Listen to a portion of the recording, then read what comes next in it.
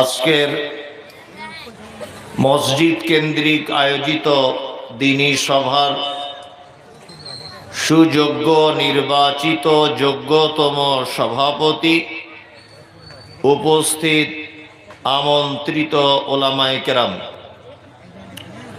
বিজ্ঞাপিত অবিজ্ঞাপিত আজকের জলসার অতিথিবৃন্দ, শ্রোতা হিসাবে যারা এসেছেন, চলে গেছেন, আসছেন, নারী পুরুষ আবাল বৃদ্ধ বনিতা নির্বিশেষে সকলকে জানাচ্ছি আন্তরিক শুভেচ্ছা, ভালোবাসা, প্রেম, মোবারকবাদ, ধন্যবাদ, সাধুবাদ, স্নেহাশিস যথাক্রমে শ্রেণীগতভাবে। আলহামদুলিল্লাহ, আমি আরবিতে আল্লাহর প্রশংসা করেছি, তথাপিও আমি একজন পিওর বাঙালি, ওই জন্যে বাংলাতেও একবার আমার মাতৃভাষাতে প্রশংসা জ্ঞাপন করছি যে মহান রব আমাদেরকে পবিত্র আল কোরআন এবং সহিহ হাদিস শোনার জন্যে, দুনিয়াবি সমস্ত খারাপি থেকে দূরে সরিয়ে কিছু সময়ের জন্যে ইসলামিক আলোচনা শোনার সুযোগ করে দিয়েছেন। তাই সংক্ষিপ্ত সকলেই বলি আলহামদুলিল্লাহ। অতঃপর বিশ্ববরেণ্য নেতা জনাবে মুহাম্মদ রাসূলুল্লাহ সাল্লাল্লাহু আলাইহি ওয়াসাল্লামের উপর অজস্র দরুদ শান্তির ধারায় বর্ষিত হোক। আল্লাহুম্মা আমিন, আল্লাহুম্মা সাল্লি আলাইহি। আমি পবিত্র গ্রন্থ মুকুট আল কোরআনুল কারীমের 30 পারার সূরা বাইয়িনার একটি আয়াত আপনাদের সামনে পরিবেশন করেছি। প্রয়োজনে কিছু হাদিস এবং কোরআনকে আরো যোগ করে ছোট্ট একটি বিষয়ের উপর আলোচনা করব, সেটি হচ্ছে পৃথিবীতে ভালো মানুষ কারা। পৃথিবীতে ভালো মানুষ কারা, তাদের গুণ কি, আর ভালো মানুষ হলে তাদের পুরস্কার কি, এই তিনটি কথা বলে আমি বক্তব্য শেষ করে দেব। আপনারা জানেন যে সারা পৃথিবীতে সব থেকে বেশি মানুষ প্রতিযোগিতা করে, কম্পিটিশন করে, এক অপরকে হিংসা করে একটা কাজের জন্য। কি বলুন তো? আমাকে ভালো হতে হবে, প্রতিযোগিতা করে না? আচ্ছা, আপনারা এখানে ধরে নেন 1000 মানুষ বসে আছেন, কেউ এরকম মানুষ আছেন যে আমি আজকে থেকে খারাপ হব? কেউ আছেন? নাই। অথচ এখানে অনেক মানুষ আছেন যে আপনারা নিয়ত করেছেন আজকে আলেম ওলামাদের বক্তব্য শুনে আজকে নিজেকে পরিবর্তন করব। এ ভালো হবার ইচ্ছা আপনাদের নেই? আছে না? আছে। প্রত্যেকেই আমরা ভালো হবার প্রতিযোগিতা করি। আপনি দেখুন, একটা শ্বশুর সারাদিন চেষ্টা করছে আমার 4টে বৌমার কাছে আমাকে ভালো হতে হবে। একজন বাপ, সে সারাদিন চেষ্টা করে যাচ্ছে আমার 4টে বেটার কাছে ভালো হতে হবে। একজন শিক্ষক সারাদিন চেষ্টা চালাচ্ছেন আমার ছাত্রদের কাছে আমি ভালো শিক্ষক হব। একজন শাশুড়ি, জামাই চেষ্টা চালিয়ে যাচ্ছে আমার শাশুড়ির 4টে জামাইয়ের ভিতরে আমি ভালো জামাই হব, আমি ভালো হব, ভালো হব, এই প্রতিযোগিতা মানুষ করে যাচ্ছে। যাচ্ছে না? যাচ্ছে। কিন্তু আমি সংক্ষিপ্ত আকারে আপনাদেরকে একটা জিনিস বোঝাই। পৃথিবীতে মানুষ আপনাকে ভালো যদি বলে, তাহলে আপনার ভিতরে দুটো জিনিস থাকতে হবে, তাহলে মানুষ আপনাকে ভালো বলবে। দুটো জিনিস। এক, আপনি বর্তমানে কোন পদে আছেন, আপনার পদ ভালো হতে হবে, তাহলে দেখবেন মানুষ আপনাকে ভালো বলবে। আর দুই, হারাম হোক, হালাল হোক, জায়েজ ভাবে হোক, না জায়েজ ভাবে হোক, চুরি করা হোক, দালালি করা হোক, বাটপারি হোক, যে কোনো ভাবে হোক, প্রচুর টাকা থাকতে হবে আপনার। তাহলে দেখবেন সব মানুষ আপনাকে ভালো বলবে। আর টাকা যদি আপনার থাকে, আপনি জলসার সভাপতি হতে পারবেন, ভালো করে বুঝবেন। জলসার অতিথি হতে পারবেন, মসজিদের সেক্রেটারি হতে পারবেন, আপনি মাদ্রাসার দায়িত্বে থাকতে পারবেন। আপনি নামাজ পড়েন কি না পড়েন ওটা দেখার দরকার নেই। আপনার দাড়ি আছে, টুপি আছে, ওটা দেখার দরকার নেই। আপনার গাঁটের উপরে কাপড় না মাটি পরিষ্কার করতে করতে চলছেন, ওটা দেখার প্রয়োজন নেই। টাকা অনেক থাকতে হবে। বাস্তব বলছি না অবাস্তব? আপনি দেখুন আপনার যারা টাকা গুনছেন, আপনার এত কথা বললে তাহলে কি করে হবে বক্তব্য? এমনিতে টাকা গুনুন, এত কথা বললে তাহলে কথার ইমোশনাল কেটে যাবে। আপনাকে একটা পরিবার দিয়ে দেখায়। একজন মা দেখবেন, একজন মা, 3 বেটা, তার যে বেটার টাকা বেশি ওর বেটাকে দেখবেন বেশি কোলে নিয়ে ঘোরে, দেখবেন আপনি। কালকে পরীক্ষা করুন। আর ওর স্ত্রীর ব্যাপারে আপনার মাকে জিজ্ঞাসা করা হলে আপনার মা বলবে এটা আমার লক্ষ্মী বৌমা, অথচ ঘোড়ার ডিম কিছুই নয়। অথচ ওর স্বামীর অনেক টাকা আছে। তার মানে মানুষ আপনাকে পৃথিবীতে ভালো বলবে আপনি কোন পজিশনে আছেন, পজিশন দেখে, আর আপনার বর্তমানে কত টাকা আছে এই দিকটা লক্ষ্য রেখে আপনাকে মানুষ ভালো বলবে। এবার আপনাকে শেষ কথাটা বলে বক্তব্য শুরু করছি। কি, আচ্ছা, পৃথিবীর কোন মানুষ যদি আপনাকে ভালো বলে এতে আপনার কোনো ফায়দা আছে? আছে না, কোনো ফায়দা নেই। আর পৃথিবীর সব মানুষ যদি আপনাকে খারাপ বলে তাতেও কোনো খারাপই আছে? কোনো খারাপই নেই।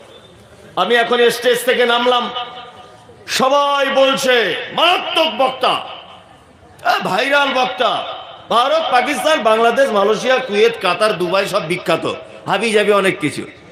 আচ্ছা, ও আমার এত প্রশংসা করলেও আমার লাভ লস কিছু হবে? আমি স্টেজ থেকে নামলাম, আমাকে কিছু লোক বলছে সালাফি সাহেব কাকে ধরে নিয়ে এসেছে, এ কি বক্তা হলো? তোমার এই খারাপই বলাতেও আমার রমজানের আগের দিন পর্যন্ত ফাঁকা নাই, তুমি আমাকে বলে কি করবে? তার মানে পৃথিবীর মানুষ আপনাকে ভালো বললো বা খারাপ বললো তাতে কিছু যায় আসে না। এবার আপনাকে আর একটা কথা জিজ্ঞেস করছি, আচ্ছা, আল্লাহ যদি আপনাকে ভালো সার্টিফিকেট দিয়ে দেয় তাহলে কাজ আছে না নেই? আছে।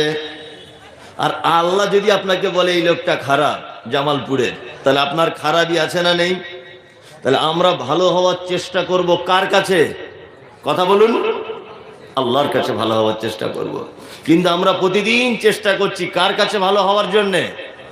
বইয়ের কাছে, শাশুড়ির কাছে, বাপের কাছে, বেটার কাছে, হেড মাওলানার কাছে, বক্তার কাছে, ইমামের কাছে ভালো হওয়ার চেষ্টা করছি।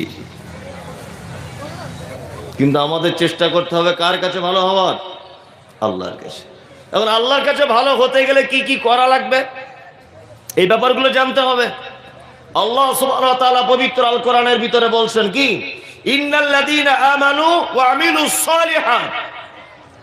আল্লাহ বলছে নিশ্চয়ই যারা ঈমান আনে আর আমলে সালেহ যারা করে, উলাইকা হুম খায়রুল বারিয়া, ওরাই হচ্ছে সৃষ্টি জগতের শ্রেষ্ঠ, ওরাই সবথেকে উত্তম। কারা? যারা দুটো কাজ করে। কি কি করে? আল্লাহর প্রতি বিশ্বাস স্থাপন করে এবং আমলে সালেহ যারা করে। তাহলে ভালো কাজের গুণ আমরা দুটো পেয়ে গেলাম। এবারে ভালো কাজ আমি করলাম, মৌলভী সাহেব তাহলে ভালো, আল্লাহর কাছে ভালো হয়ে গেলাম, তাহলে আমাদের পুরস্কার কি? আল্লাহ বলছেন জাযাউহুম ইনদা রাব্বিহিম জান্নাতু আদনিন, তোমাদের রবের নিকট থেকে রয়েছে তোমাদের জন্য চিরস্থায়ী জান্নাত, তাজরি মিন তাহতিহাল আনহার, তার তলদেশে প্রবাহমান ঝর্ণা, খালিদিনা ফিহা আবাদা, তোমরা ওই জান্নাতে চিরস্থায়ী থাকবে। রাদিয়াল্লাহু আনহুম, আল্লাহ তাদের উপরে রাজি, ওয়া রাযু আনহু, তারাও তার উপরে রাজি। যালিকা লিমান খাশিয়া রাব্বা, এই কারণে এক অপরের পক্ষে রাজি যে তারা শুধুমাত্র তাদের সৃষ্টিকর্তাকে ভয় করে চলতো, তাই।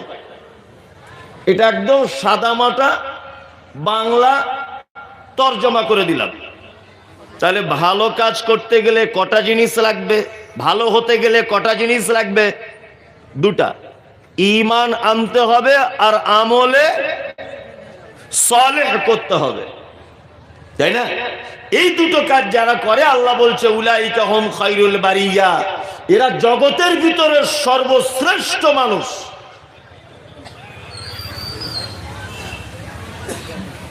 তাহলে এবার একটা কথা আপনাদেরকে বলি, ভালো লোকের দুটি গুণের কথা বলেছেন, এক ঈমান আনতে হবে, আমলে সালেহ করতে হবে। এই জায়গাটা একটা জিনিস মাথায় রেখে দিবেন, ঈমান আমাদের কম বেশি প্রত্যেকেরই আছে, আছে না? আছে। কারো ঈমান অসুস্থ, কারো ঈমান কমজোর, কারো ঈমানে পোকা লেগেছে, কারো ঈমান খোঁড়া ল্যাংড়া, কারো ঈমান একেবারে যায়ীফ দুর্বল, তবে ঈমান আমাদের আছে, আছে না? মাঝখানে আর একটা কথা জেনে রাখুন, জান্নাতে যেতে গেলে তিনটা জিনিসের প্রয়োজন হয়। কটা? তিনটা। ঈমান থাকতে হবে, মুসলিম হতে হবে, তিন, আমলে সালেহ থাকতে হবে।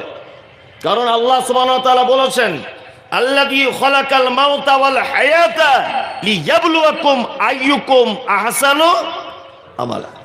আমি হায়াত আর মওত এই জন্য সৃষ্টি করেছি যে তোমাদেরকে পরীক্ষা করা হবে, লিয়াবলুয়াকুম আইয়ুকুম আহসানু আমালা, তোমাদের ভিতরে কে উত্তম আমল করেছো এইটা তোমাদের পরীক্ষা করার জন্য পৃথিবীতে তোমাদেরকে পাঠানো হয়েছে, আর পরীক্ষা করব আমি। তার মানে বুঝতে পারা যাচ্ছে আমাদেরকে কিছু ভালো কাজ করার দরকার আছে না নেই? আছে। এখন ভালো কাজ কোনটা আমি বুঝবো কেমন করে?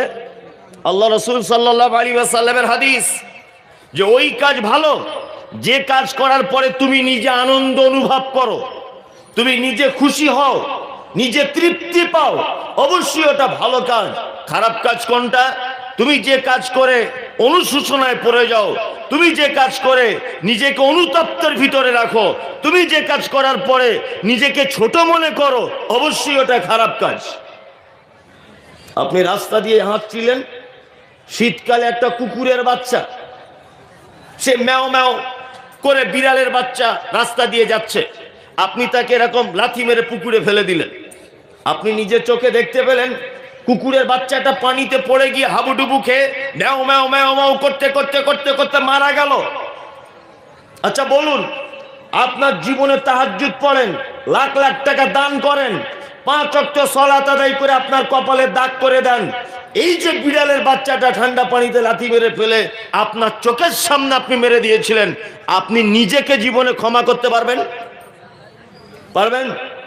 মনের মধ্যে কষ্ট হবে কি হবে না? এটাই খারাপ কাজ। আর একটা বিড়ালের বাচ্চা পড়ে গিয়েছে পানিতে, আপনি তাড়াতাড়ি জামা কাপড় খুলে দিয়ে আপনি তাকে কি করলেন? পানি থেকে উদ্ধার করে দিলেন। আচ্ছা বলুন তো দেখি, এটা আপনার মনের দিক দিয়ে তৃপ্তি পাবেন কি পাবেন না? পাবেন? পাবেন। আল্লাহ সুবহানাহু ওয়া তাআলা কত চমৎকার কোরআনের শব্দ ব্যবহার করেছেন, কত চমৎকার। বারবার তিনি বলেছেন কি? ওয়ায়ামুরুনা বিল মারুফ ওয়া ইয়ানহাউনা আনিল মুনকার, ভালো কাজের আদেশ করো, মন্দ কাজে নিষেধ করো। ভালো কাজটা যে কি আল্লাহ সুবহানাহু ওয়া তাআলা কোরআন মাজিদে বলছে না, শুধু বলে দিয়েছেন এতটুকু ভালো কাজ। এবার তুমি দেখে নাও ভালো কাজ কাকে বলে, এবার তুমি দেখে নাও। ইসলাম এমন একটি জীবন ব্যবস্থা, সারা পৃথিবীতে সোশ্যাল মিডিয়ার মাধ্যমে আপনারা যারা দেখতে পাচ্ছেন যে ইসলাম সম্পর্কে অনেক কটু কথা বলা হচ্ছে, দেখতে পাচ্ছেন না? দেখতে পাচ্ছেন। আপনারা জানেন যে বেঙ্গলের একজন বিধায়ক অসীম সরকার পবিত্র আল কোরআন সম্পর্কে এমন কটু মন্তব্য করেছেন, তিনি কোরআনের ব্যাপারে বলছেন যে এইরকম কোরআন আমি পেচ্ছাপ করে দিই। নাউযুবিল্লাহ। কে বলছেন? অসীম সরকার, একজন বিজেপির বিধায়ক, এমপি, তিনি এই এমএলএ, তিনি কথা বলছেন। আসলে ইসলাম সম্পর্কে তাদের সঠিক জ্ঞান নাই। ইসলাম এমন এক জীবন ব্যবস্থা, একজন মহিলা, ব্যভিচারিণী মহিলা রাস্তা দিয়ে হেঁটে হেঁটে যাচ্ছে, যেতে যেতে দেখতে পেল একটা তৃষ্ণার্ত কুকুর পিপাসায় কাতর হয়ে গেছে, সে পানি খুঁজে পাচ্ছে না বলে পানির কূপের সাইডে কাদা মাটি জিভ দিয়ে চাটছে। মহিলাটার মনে দয়া হলো, মহিলাটা তার কাপড় দিয়ে পায়ের মোজাটাকে বেঁধে কূপের ভিতর থেকে 2-4 ফোঁটা পানি তুলে কুকুরটাকে পান করিয়েছিলেন। বলুন তো ক্ষমা পেয়েছিলেন কি পাননি? ক্ষমা পেয়েছিলেন। অপরদিকে আপনি দেখুন, একটা বিড়ালকে অন্যায়ভাবে হত্যা করার কারণে ওকে জাহান্নাম যেতে হয়েছে, আর এ কুকুরকে পানি পান করানোর কারণে সব গুনাহ ক্ষমা পেয়ে নিয়েছে। ইসলাম এমন এক জীবন ব্যবস্থা, মানুষ তো দূরের কথা, কুকুরের সাথে পর্যন্ত যদি কেউ ভালো ব্যবহার করে তার জন্য জান্নাত অপেক্ষা করছে। বিড়ালের সাথে যদি কেউ খারাপ আচরণ করে তার জন্য জাহান্নাম অপেক্ষা করছে। যারা বলছে ইসলাম মানে সন্ত্রাস, যারা বলছে ইসলাম মানে ভয়ঙ্কর ব্যাপার, ইসলাম মানে টেররিস্ট, ইসলাম মানে জিহাদ, ইসলাম মানে খুন, ইসলাম মানে মারামারি, ইসলাম মানে খুনোখুনি, আদৌ তারা ইসলামের ইতিহাস জানে না। ইসলাম এমন এক জীবন ব্যবস্থা, কুকুরের সাথে যদি কেউ সদ্ব্যবহার করে তার জন্য জান্নাত অপেক্ষা করছে, বিড়ালের সঙ্গে যদি কেউ খারাপ আচরণ করে তার জন্য জাহান্নাম অপেক্ষা করছে। এর নাম ইসলাম। এর নাম কি? ইসলাম। আমি আপনাদেরকে পবিত্র আল কোরআন থেকে কয়েকটা ভালো কাজ বলবো, কয়েকটা ভালো কাজ আমল করা যাবে। কে কে আমল করবেন বলুন, তাহলে বলবো না তো বলবো না। কে কে আমল করবেন? কে কে কে হাত তুলছে না? হ্যাঁ, হাত তুলছে না, হাত তুলবে না। ও আমল করার ব্যাপারে নাই। কি আসছে? মমতাজুল। তাহলে দেখতে হবে, ওর সঙ্গে কিছুদিন আগে মোবাইলে ঝামেলা হচ্ছিল, বেঁচে আছে কি একবার দেখে আসি, এটা একটা ব্যাপার। আবার আব্দুল গাফফার সালফি, উনি কেমন বক্তব্য একবার দেখে আসি, 10 মিনিট পরে পালাবে। আমি আপনাদেরকে কয়েকটা ভালো আমল বলবো। আল্লাহ বলেছেন তোমরা যদি ভালো হও তাহলে দুটো জিনিস, ঈমান আনতে হবে আর ভালো কিছু আমল করতে হবে। আমি ভালো আমল কিছু পবিত্র আল কোরআন থেকে বলছি, যে আমলগুলো করলে আল্লাহ সুবহানাহু ওয়া তাআলা আপনাকে ভালোবাসে, এ কথা বলেছেন। তাহলে আমরা আল্লাহর ভালোবাসা অর্জন করবো ইনশাআল্লাহ।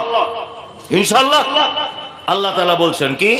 আল্লাযীনা ইউনফিকুনা ফিস সাররাই ওয়াজ যাররাই ওয়াল কাযিমিনাল গায়যা ওয়াল আফিনা আনিন নাস ওয়াল্লাহু ইউহিব্বুল মুহসিনিন। আল্লাহ বলছেন আমি নিশ্চয়ই 4টে গুণ যাদের ভিতরে আছে তাদেরকে বেশি ভালোবাসি। 4টে গুণ যাদের ভিতরে আছে সব থেকে বেশি তাদের ভালোবাসি। আপনার জীবনে অনেক বক্তব্য শুনেছেন, আমার আগে যিনি বক্তব্য রাখছিলেন দান সম্পর্কে কথা বলছিলেন, আর দানের বক্তব্য বক্তাদের এখন কমন ব্যাপার, কমন ব্যাপার না। আর দানের বক্তব্য দিলেই শ্রোতা থাকবে না, যে তাহলে মাল চাওয়ার ব্যাপার এসছে, আর বসে লাভ নেই। আমি আপনাদের সামনে আজকে দানেরই বক্তব্য দেবো 8 ঘন্টা। আপনি শুনুন, আপনার কাছে আমি 1 টাকা চাইবো না, 1 টাকা আপনাকে আমি বলবো না এই বক্তব্যটা দেওয়ার পরে যে আপনি আমাকে টাকা দিয়ে দেন সাথে সাথে। তবে আপনার কাছে অনুরোধ, দানের যত বক্তব্য শুনেছেন আপনি আমার কাছে এই তত্ত্বগুলো শুনে তবে বাড়ি যেতে হবে। শুনুন, দেখুন, আল্লাহ তাআলা 4টে ভালো কাজ বলেছেন। 1, যারা সচ্ছলতায় অসচ্ছলতায় আল্লাহর রাস্তায় খরচা করে, যারা সচ্ছলতায় অসচ্ছলতায় মানে অভাবে আছে তবুও মাদ্রাসা মসজিদ থেকে এলে দেয়, কোটি কোটি টাকার মালিক তবুও সে দেয়, টাকা কম আছে দেয়, বেশি থাকলেও দেয়। এটা 2টো গুণ। ওয়াল কাযিমিনাল গায়যা, আর রাগ হলে রাগকে কন্ট্রোল করে নেয়। ওয়াল আফিনা আনিন নাস, ছোটখাটো ভুল ত্রুটি যদি বন্ধু বান্ধব আত্মীয় স্বজন পাড়া প্রতিবেশী কেউ করে তাহলে তাকে ক্ষমা করে দেয়, প্রতিশোধ নেয় না। আল্লাহ বলছে আল্লাহু ইউহিব্বুল মুহসিনিন, নিশ্চয়ই আল্লাহ এই মুহসিন বান্দাদেরকে খুব পছন্দ করেন। এই 4টে গুণ যাদের ভিতরে থাকে তাদেরকে কি করে? খুব পছন্দ করে। এবার দানের ব্যাপারে আমি 8 ঘন্টা বক্তব্য দিয়ে আমি অন্য লাইনে যাচ্ছি। 1, আচ্ছা বলুন তো, পৃথিবীতে কিছু ভুল আছে, শায়েখরা বসে আছেন, আমার কথা ভুল ত্রুটি হলে আপনারা নোট করে রাখবেন, আমাকে ধরিয়ে দেবেন।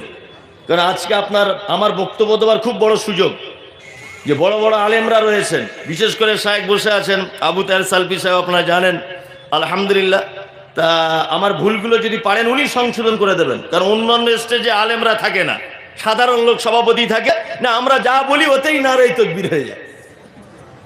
ওই জন্য আমরা বলছি আজকে যেন নারায়ে তাকবীর না হয়, আমাদের ভুলগুলো উনি যদি ছোটখাটো কিছু দেখেন, এখন না হোক ফোনেও আমাকে যেন সংশোধন করে দেয়, আমি ওনার জন্য দোয়া করব। এক, দানের গুরুত্ব বোঝাচ্ছি, এবার আপনাকে বুঝুন। পৃথিবীতে ছোটখাটো কিছু ভুল ত্রুটি থাকে, যে কিছু ভুল ত্রুটির জরিমানা আল্লাহ বা তার নবী দুনিয়াতেই করেছেন। আখিরাতে তো যা জরিমানা হবে হবে, দুনিয়াতে কিছু জরিমানা আছে, আছে না নেই? আছে।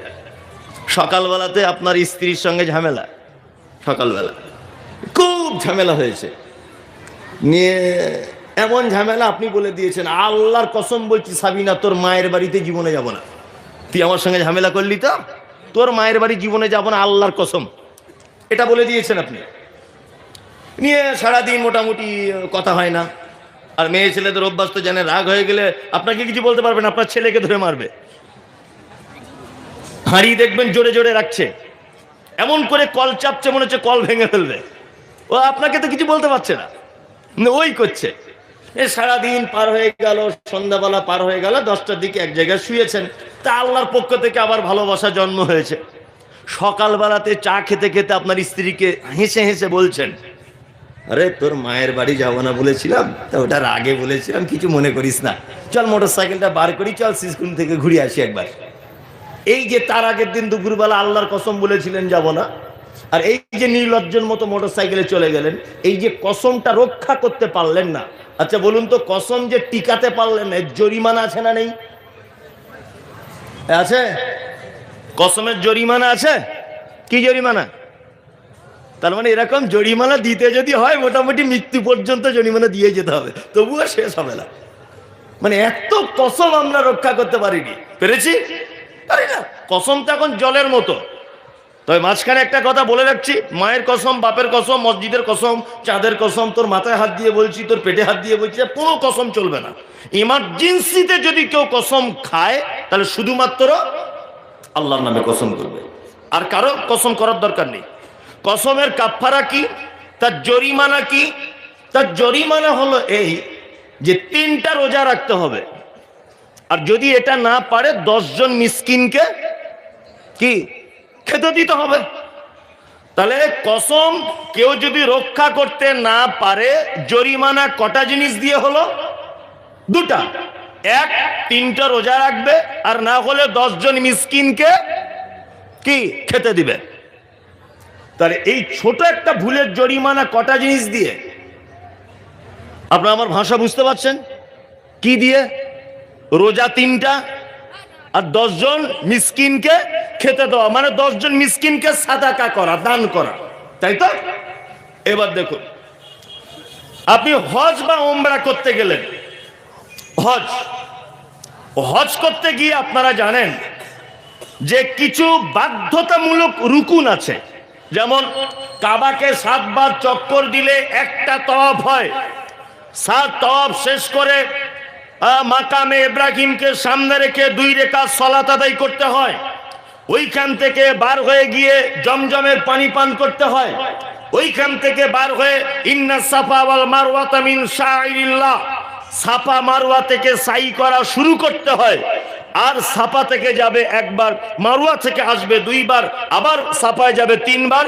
এইভাবে মারওয়া পাহাড়ে গিয়ে 7 চক্কর শেষ হবে। কুরবানি করতে হয়, হ্যাঁ কুরবানি করতে হয়, জামারাতে পাথর মারতে হয়। হজের যে সমস্ত রুকুনগুলো আছে, কেউ যদি একটা রুকুন যদি ভুল করে ছেড়ে দেয়, আচ্ছা বলুন তো তার জরিমানা আছে না নেই? আছে। কি জরিমানা? মক্কায় থাকা অবস্থাতে সাদাকা করতে হবে। মক্কায় থাকা অবস্থায় সাদাকা করার সুযোগ যদি না হয়, মক্কায় থাকা অবস্থাতে 3টা রোজা রাখতে হবে, আর বাড়ি সেতে রোজা রাখতে হবে 7টা, টোটালে 10টা রোজা জরিমানা। আর তার আগে রোজা যদি করতে না পারে, তার আগে অপশন কি? সাদাকা করতে হবে। তার মানে হজের কোন রুকুন যদি কেউ ছুটিয়ে দেয়, দম দিতে হবে, মানে জরিমানা দিতে হবে।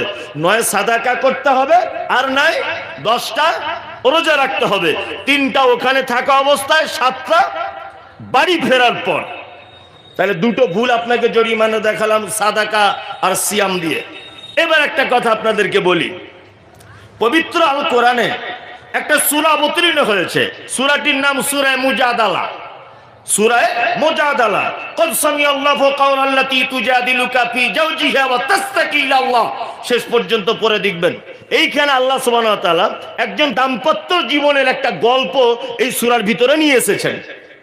দাম্পত্য জীবনে অনেক সময় আমরা বলি না, স্ত্রীকে নতুন বিয়ে করেছে তো বুঝে না, ওর বউকে বলে দিয়েছে তোমার হাত দুটো আমার মায়ের মতো দেখতে।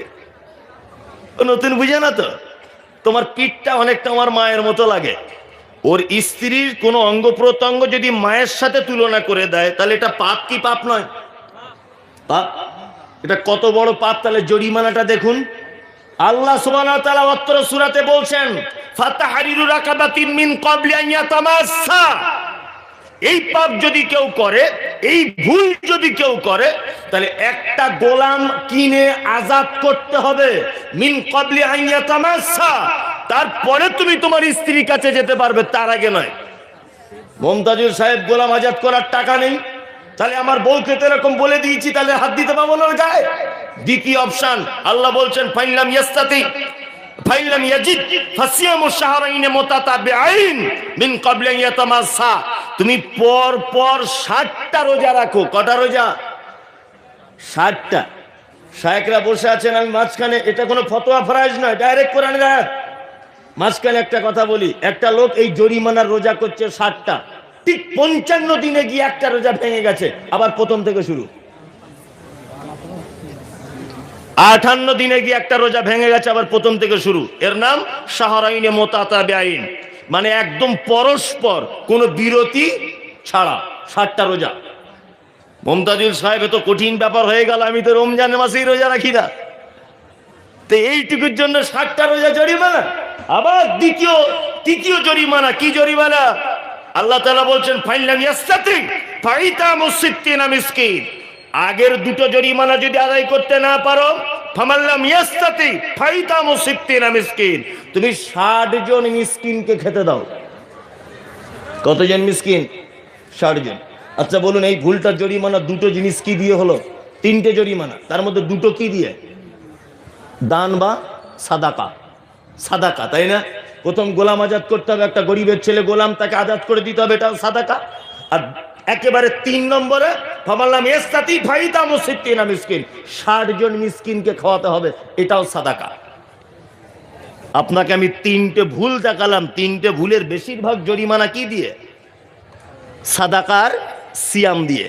তার মানে বুঝতে পারা যাচ্ছে, দুনিয়াতে যদি আল্লাহ পাপীদের পাপের জরিমানা করে সাদাকা দিয়ে, তার মানে বুঝতে পারা যাচ্ছে পৃথিবীতে যত ইবাদত আছে, সাদাকাই 1 নম্বরের ইবাদত, যে ইবাদত মানুষের ভুল বা পাপকে ক্ষমা করে দিতে পারে। ভুল বা পাপকে কি করতে পারে? ক্ষমা করে দিতে পারে। মারাত্মক বড় ইবাদত। এবার আপনাদেরকে আর একটা মজার কথা বলি, দেখুন তার প্রমাণে। আল্লাহ নবী সাল্লাল্লাহু আলাইহি ওয়াসাল্লাম তিনি বলছেন ইত্তাকুন নার, তোমরা জাহান্নাম থেকে বাঁচো, যে কোনো মূল্যে বাঁচো। ওলা অবশ্যকে তামারিন, কিছুই নেই, নিরুপায়। তোমার হাতে একটা খাজুরের টুকরা আছে, ওই খাজুরের টুকরাটাও আল্লাহর রাস্তায় সাদাকা করে দাও, তার বিনিময়ে তুমি জাহান্নাম থেকে বাঁচো। তবে তোমাকে বাঁচতেই হবে, বাঁচার কোনো উপায় নেই। সাদাকা করো, তার বিনিময়ে জাহান্নাম থেকে বাঁচো। এবার আপনাদেরকে আর একটা ভুল আমি ভাঙিয়ে দিই। আচ্ছা বলুন তো, দান আর সাদাকা দুটো এক না আলাদা? বলুন, আপনারা বলুন, আলেম ওলামারা কেউ বলবেন না, আপনারা। দান আর সাদাকা দুটো আলাদা না এক? আলাদা, তাই তো? আসলে একটা বাংলাতে কথা আছে, আমাদের বাঙালে, আপনাদের এখানে আছে যে জানি না, মানে বলছে যার নাম লাউ তার নাম কদু। আমরা সারা জীবন জানি দান আলাদা, সাদাকা আলাদা। এই পাগল, আরবিতে বলে সাদাকা, বাংলায় বলে দান। আরবিতে বলে সাদাকা, বাংলায় বলে দান। আমাদের পাড়া গ্রামের মায়েরা কিছু ভুল করে, কি? ওর ছেলেটা পানিতে ডুবে যাচ্ছিল, ও তাড়াতাড়ি করে সাদাকা, কি 5 কেজি চাল, 2 কেজি আলু, 2 কেজি পেঁয়াজ, একটা হাঁসের ডিম ছিল বাড়িতে, বলছে এটা মসজিদের এক কোনাতে রেখে আয়, ইমাম সাহেবকে বলে দিবে এটা সাদাকা, যেন মাদ্রাসায় পাঠিয়ে দেয়। তার মানে ওর একটা ধারণা যে সাদাকা মানে মাদ্রাসাতেই দিতে হয়, মসজিদে দেওয়া চলে না। তবে হ্যাঁ, সাদাকা 2 প্রকারের হয়। এক, যেমন কিছু সাদাকা আছে ফরজ, যেমন যাকাতুল ফিত্র, ফিতরা রমজান মাসে যেটা আমরা দিই এটা ফরজ, আর যাকাত এটা ফরজ, এটা আপনি দিতে বাধ্য, দিতে বাধ্য। তবে বাকি যে সুন্নত বা নফল সাদাকা আছে এর কোনো পদ্ধতি নাই। এবার একটা মজার কথা আপনাদেরকে বলি সাদাকা সম্পর্কে। আপনাদের পাড়া গ্রামের লোক যখন মারা যায় বা মারা যাওয়ার আগে কি করে? তার বেটারা ডান দিকে বসে, বেটিরা বাম দিকে, তার বউ মারা মাথার কাছে বসে, স্ত্রী আর এক সাইডে বসে, বসে না? বসে বসে কি করে? কাঁদে, বসে বসে কাঁদে। আর ওই মেয়েটা এই মাত্র ট্রেনে করে নেমে এসেছে, বিয়ে হয়েছে ওই আপনার ভাগলপুরে, ও ট্রেনে করে এসে নেমে এসে রাস্তার প্ল্যাটফর্ম থেকে দুটো বেদানা নিয়ে এসেছে। ওনার মাকে বলছে, মা একটু বেদানার রস করে আব্বার গালে দে না, শেষ বেদানার রস খাক। এটা করে কি করে না? ঠান্ডা পানি দেয় মুখে, উষম উষম গরম পানি দেয়, দেয় না? যখন মানুষ মারা যায় এটা করে কি করে না? করে। গালে পানি দেয় বসে বসে। তা ও কি তখন পানি চায়? ও জীবনে পানি খায় না, তখন পানি চাইছে তোমার কাছে, আর বেদানার রস চাইছে। তখন তুমি বেদানার রস দিচ্ছ, ওর আব্বা মারা যাচ্ছে তখন বেদানার রস দিচ্ছে, আব্বা একটু বেদানার রস খায়। ও কি বেদানার রস চায় তখন? আল্লাহর নবী বললেন, মানুষের কাছে যখন মালাকুল মউত চলে আসে সে তখন নিজের চোখে মালাকুল মউতকে দেখতে পেয়ে যায়। বিশ্ব নবী বললেন, লোকটা যদি ইমানদার হয়, লোকটা যদি আল্লাহওয়ালা হয়, লোকটা যদি পরেজগার হয়, তাহলে মালাকুল মউত তার আত্মাটাকে এত সহজ করে বার করে। একটা বাচ্চা যেমন তার মায়ের কোলে ঘুমিয়ে যায়, একটা শিশু যেমন তার মায়ের কোলে ঘুমিয়ে যায়, সে তেমন করে ঘুমিয়ে যায়। তার পাশে বসে থাকা বেটি বুঝতে পারে না, তার ডান দিকে বসে থাকা তার বেটা জানতে পারে না, তার স্ত্রী জানতে পারে না, তার স্বামী জানতে পারে না। ও গল্প করতে করতে হাসতে হাসতে যেন চলে যায়। কিন্তু লোকটা যদি বদকার হয়, লোকটা যদি খারাপ হয়, তাহলে মালাকুল মউত তার আত্মাটাকে এত কঠিন করে ধরে যে তার আত্মাটাকে বার করার সময়তে সেই মানুষের শিরা উপশিরা সব যেন মালাকুল মউতের হাতে যেন ছিঁড়ে চলে আসে। আর একটা কথা বারবার ওই লোকটা বলে, ফায়াকুলা রব্বি লাউলা খরতানি ইলা আজালিন করিব ফাআসাদদাকা ওয়া আকুম মিনাস সালিহিন। হে আমার প্রতিপালক, পৃথিবীতে থাকার মতো টাইম আমার আর নাই, আমি চলে যাব, মালাকুল মউত চলে এসেছে। তবে আল্লাহ গো, তোমার কাছে একটা জিনিসের চাওয়া, একটা জিনিসের আবদার, আমাকে একবার দুনিয়াতে সুযোগ দেওয়া হোক, আমি দুনিয়াতে যাওয়ার পরে কিছু সাদাকা করব, ফাআসাদদাকা ওয়া আকুম মিনাস সালিহিন, তারপরে আমি ভালো মানুষদের অন্তর্ভুক্ত হয়ে তোমার কাছে আসব। বলুন, তাহলে একটা মানুষ মারা যাবার আগের মুহূর্তে তার আবদার কি? আবদার কি? আল্লাহ একটু টাইম দাও, কি করব? সাদাকা করব, দান করব, তাই না? আচ্ছা বলুন, পৃথিবীতে সব থেকে দামি ইবাদতের নাম কি? বলুন। আমার মনে হয় এরা আমার ভাষা বুঝতে পারছে না। সব থেকে দামি ইবাদতের নাম কি? যে ইবাদত ইচ্ছাকৃত ছেড়ে দিলে সে আর মুসলিম থাকতে পারে না। কোন ইবাদত? নামাজ। তো কই লোকটা বলছিল তো একবার যে আল্লাহ একটু টাইম দাও, 2 রাকাত নামাজ পড়ি, বলছে? বলছে না। দ্বিতীয় ভালো ইবাদত সিয়াম। কই লোকটা বলছে না আল্লাহ একটু টাইম দাও, 2টো রোজা রেখে আসি তবে মরবো, বলছে না? কি বলছে? ফাসাদদাকা ওয়া আকুম মিনাস সালিহিন, আল্লাহ টাইম দাও, আমি কিছু দান করে আসি, সাদাকা করে আসি। কেন এই কথা বলছেন? পৃথিবীতে একটি মাত্র ইবাদত আছে যে ইবাদতের কোনো পদ্ধতি নেই, কোনো পদ্ধতি নেই। বাকি সব ইবাদতের পদ্ধতি আছে। সালাত আদায় করবেন, ওযু করা লাগবে, ওযু করার আগে আপনার পোশাক, আপনার বডিটা পবিত্র হওয়া লাগবে কি লাগবে না? লাগবে। ওযু নেই, তায়াম্মুম করতে হবে। তারপর ওযু তায়াম্মুম শেষ, মসজিদে ঢুকে গেলেন। এখন যদি মনে করেন আমি সকাল 8:30টার সময় জোহরের নামাজটা পড়বো, চলবে? চলবে? চলবে না। যদি মনে করেন আমার ট্রেনের টাইম হয়ে যাচ্ছে, জোহরের নামাজটা 3 রাকাত পড়ি সালাম ফিরে দিয়ে পালাবো, চলবে? চলবে না। তার মানে বুঝতে পারা যাচ্ছে সালাতের নির্দিষ্ট পদ্ধতি আছে। রোজা বা সিয়াম নির্দিষ্ট পদ্ধতি আছে। আপনি পাথর ভাঙছেন পাহাড়ের খাদানে, খুব পিপাসা লেগেছে। আপনি যদি মনে করেন পৃথিবীর কেউ তো দেখতে পাচ্ছে না, 2 ঢোক পানি মেরে দিই, চলবে? চলবে না। তার মানে বুঝতে পারা যাচ্ছে যে রোজা বা সিয়ামের নির্দিষ্ট পদ্ধতি আছে। আপনি শ্রীখন্ড বাজারে টোটো থেকে নেমেছেন, একজন এসে বলছে লা ইলাহা ইল্লাল্লাহ, মামা কিছু দাও, লা ইলাহা ইল্লাল্লাহ, খালু কিছু দাও, লা ইলাহা ইল্লাল্লাহ, চাচা কিছু দাও। তুমি জিজ্ঞাসা করতে পারবে না হানাফি, সাফি, মালিকি, দেওবন্দি, জামাত ইসলাম, তবলিগ, হিন্দু, বৌদ্ধ, খ্রিস্টান, কোন জাতের কোন কাস্টের, বাড়ি কোথায়, এই শাড়ি পরে কেন, হাতে বড় মোবাইল কেন, মাথায় কেন তোমার পাগড়ি, কেন তুমি প্যান্ট পরে আছো, কেন জিন্সের প্যান্ট, আবার ডান হাতে ঘড়ি, কোনো অপশন নেই, কোনো অপশন নেই। টোটো থেকে নেমেছে, চেয়েছে, এরকম কোন পৃথিবীতে হাদিস নাই যে আল্লাহর নবী বলেছেন 20 টাকার নোট দিতে হবে, 30 টাকার নোট দিতে হবে, খুচরা দিলে হবে না, 100 টাকার নোট দিলে আরো ভালো, এরকম কিছু বলা আছে? আছে না। পৃথিবীতে একটা ইবাদত আছে যে ইবাদতের কোনো পদ্ধতি নাই। ওই জন্য মৃত্যুর আগে ওই লোকটা সব থেকে সহজ পদ্ধতির ইবাদতের কথা বলছেন, ফাসাদদাকা ওয়া কুন মিনাস সালিহিন। আল্লাহ আমি কিছু করব না, আমাকে একটু টাইম দাও, হোক আমি গিয়ে কিছু সাদাকা করে আসি, তার বিনিময়ে আমি ভালো মানুষদের অন্তর্ভুক্ত হয়ে তোমার কাছে আমি আসব। তার মানে সাদাকা কত গুরুত্বপূর্ণ বুঝতে পারছেন? সাদাকা কত গুরুত্বপূর্ণ বুঝতে পারছেন? পারছেন না? পারছেন। দান মারাত্মক গুরুত্বপূর্ণ একটি ইবাদত, মারাত্মক গুরুত্বপূর্ণ। সুবহানাল্লাহ। আপনাকে আরেকটা ঘটনা আমি শোনাতাম, কিন্তু সময় হয়তো সাথ দেবে না, ওই জন্য আমি ঘটনাটা থেকে একটু এড়িয়ে আসছি। তাই আপনাকে আমি 4টে ভালো কাজ বলবো বলেছি। এক হচ্ছে সচ্ছলতা অসচ্ছলতায় দান করবেন। 2, 3 আল কাযিমিনাল গায়যা, অপর রাগ হলে কি করবেন? রাগ হলে কোন বন্ধু বান্ধবের উপরে রাগ করলে কি করতে হবে? ক্ষমা করে দিতে হবে না তাকে মারতে হবে? কোনটা? ক্ষমা করে দিতে হবে। ওয়াল আফিনা আনিন নাস। আর অপরাধীকে কি করবেন? ক্ষমা করে দিতে হবে।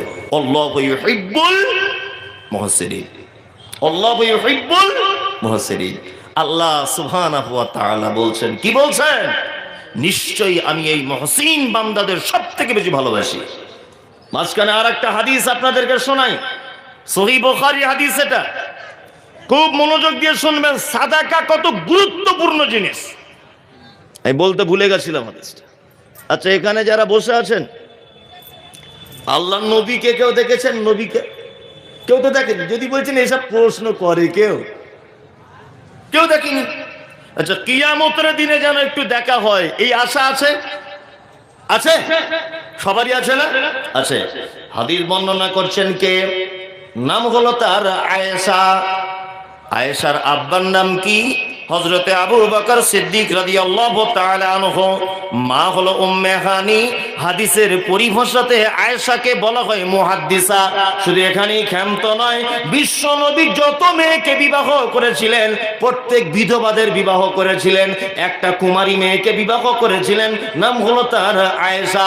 আয়েশাকে হাদিস যত বর্ণনাকারী মহিলা সাহাবিয়াতগণ রয়েছেন, সব থেকে বেশি হাদিস বর্ণনাকারিনী আম্মা জান আয়েশা।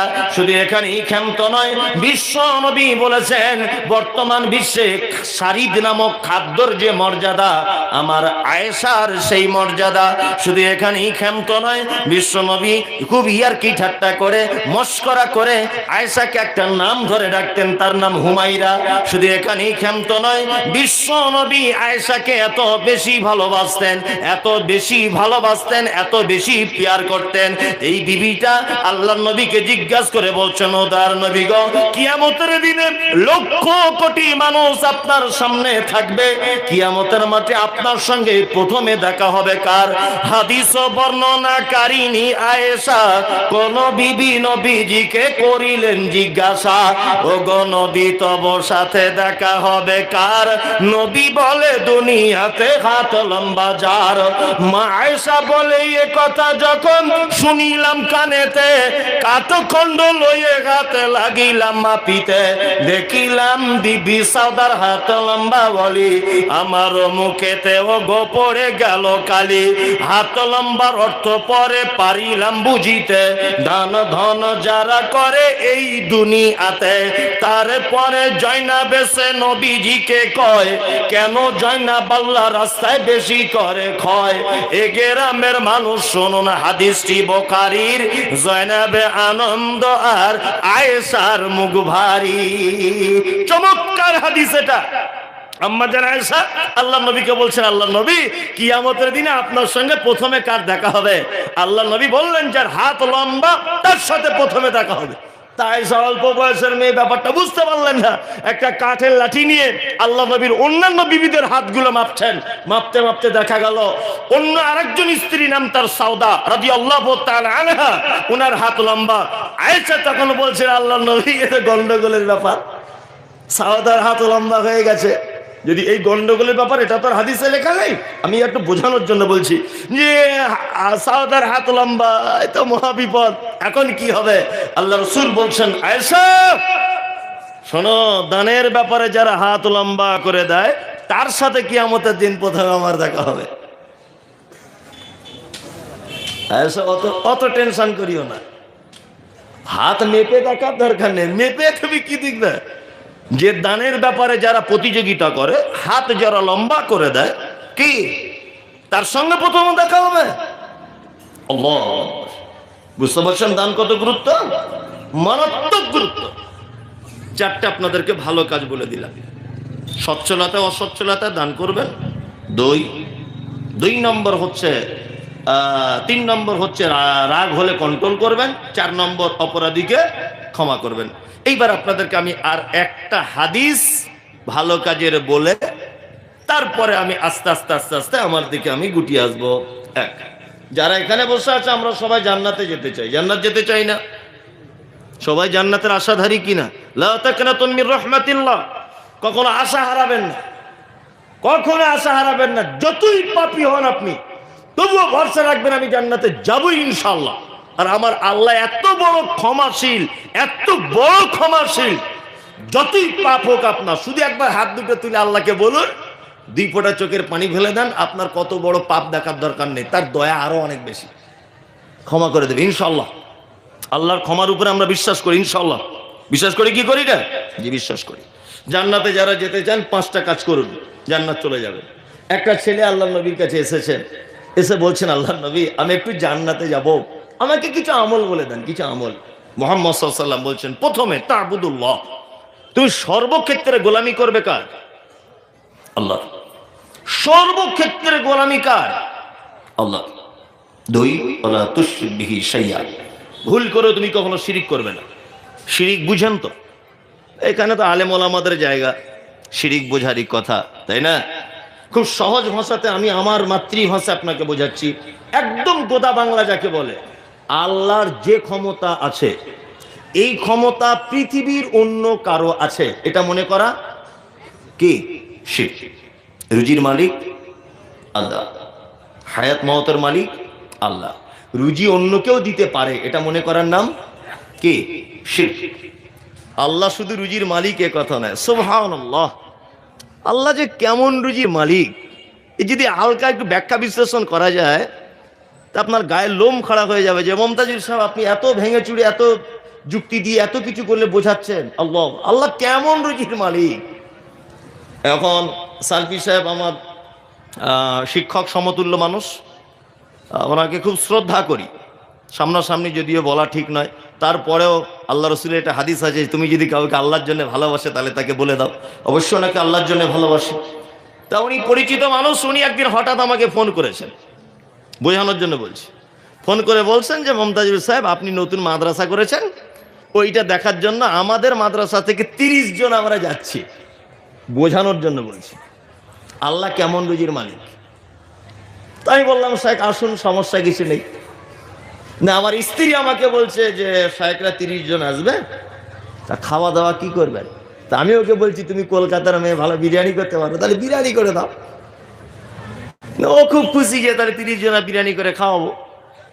আমি এখন শায়েখকে ফোন করলাম, শায়েখ তাহলে আমার স্ত্রী বিরিয়ানি করছে। উনি তখন আমাকে বলছেন যে সাহেব এই 30 জনের ভিতরে 17 জন লোক বিরিয়ানি খায় না। আমি আমার স্ত্রীকে বললাম, হ্যাঁ গো 17 জন যে বিরিয়ানি খায় না। তখন বলছে তাহলে ওদের জন্য গরুর গোস্ত, ডাল, চিংড়ি মাছ এসব করে দিই। তাহলে ঠিক আছে তাই করো। নিয়ে আমি আবার সাহেবকে ফোন করলাম, সাহেব ওই 17 জনের জন্য গরুর গোস্ত, চিংড়ি মাছ এইগুলো করে দিচ্ছি। উনি তখন বলছেন ওই 17 জনের ভিতরে আবার 12 জন গরুর গোস্ত খায় না। আল্লাহ কেমন রুজির মালিক এটা দেখাচ্ছে। আপনি দাঁত বার করে হি করে হাসার কাজ নয়, ভাবুন। নাই বললাম সাহেব তাহলে কি করব? না আমার স্ত্রীকে বলছি, হ্যাঁ গো ওদের ভিতরে আবার 12 জন গরুর গোস্ত খায় না বলছে। তা বলছি তাহলে দেশি মুরগা করে দিই। আবার ফোন করলাম, সাহেব তাহলে ওদের 12 জনের ধরো দেশি মুরগা। তখন বলছে ওদের 12 জনের মধ্যে আবার 4 জন আছে তারা দেশি মুরগা খায় না।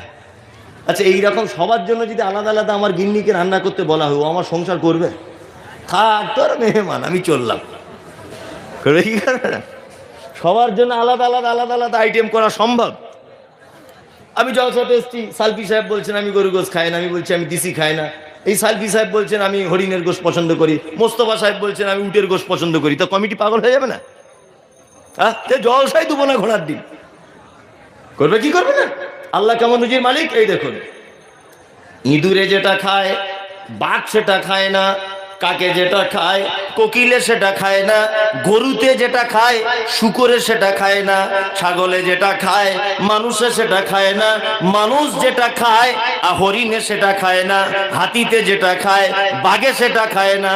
আল্লাহ বলছে আমি হলাম রুজির মালিক। বান্দা শুনে রেখে দে, বাঘ যার খাদ্যের প্রয়োজন বাঘেরটা আলাদা করে দিয়েছি, হরিণেরটা আলাদা করে দিয়েছি, সাপের আলাদা করেছি, ব্যাঙের আলাদা করেছি, মাছের আলাদা করেছি, বিড়ালে আলাদা করেছি, কুকুরের আলাদা করেছি। আমার দস্তরখান বিভিন্ন কোয়ালিটির খাবার থাকবে। আমার দস্তরখান থেকে একই খাবার অন্যজন খাবে না। আমার নাম হলো রুজির মালিক, রাজ্জাক। আমি রাজ্জাক, আমি রুজির মালিক।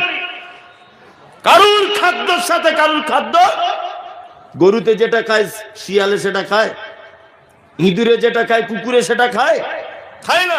প্রত্যেক জনের আলাদা আলাদা রুজির ব্যবস্থা করেন কে? কে? আল্লাহ। আল্লাহ আল্লাহ। আবার রুজির ব্যবস্থা করে না, যার রুজি যেভাবে দরকার সেইভাবে ব্যবস্থা করেন, সেইভাবে।